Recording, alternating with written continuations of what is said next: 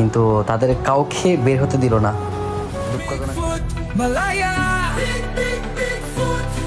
Malaya, bersama kita bangkit.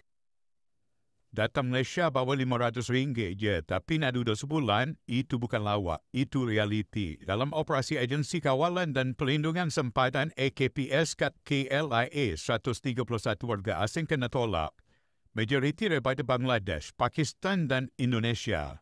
Antara sebabnya, tempahan hotel meragukan, tak lapor diri ke immigration dan paling kelakar, duit tak cukup. Duit tak cukup pun nak duduk lama. Contohnya, ada yang nak duduk sebulan tapi bawa RM500 je.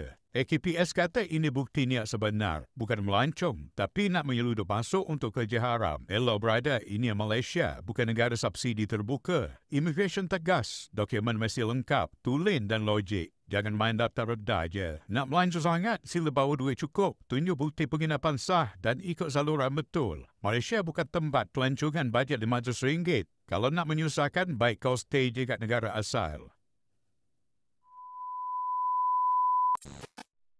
আসসালামু আলাইকুম প্রিয় বন্ধুরা, বিশেষ করে যারা ট্যুরিস্ট ভিসায় মালয়েশিয়া আসতে যাচ্ছেন তাদের জন্য ভিডিওটা দেখেন। তারা আজকে 2-3 দিন ধরে মালয়েশিয়াতে আসলো, কিন্তু তাদের কাউকে বের হতে দিল না। দুঃখজনক বিষয়। তো সবাইকে বলবো, এত টাকা খরচ করে মালয়েশিয়া আসেন না, সবাইকে আবার দেশে ফেরত পাঠানো হচ্ছে। তো সবাই ভিডিওটা মনোযোগ দিয়ে সহকারে দেখবেন, পেজটা ফলো করবেন। আসসালামু আলাইকুম। Warga asing desa kuasa buka mata, Malaysia perlu dijaga kekal teguh.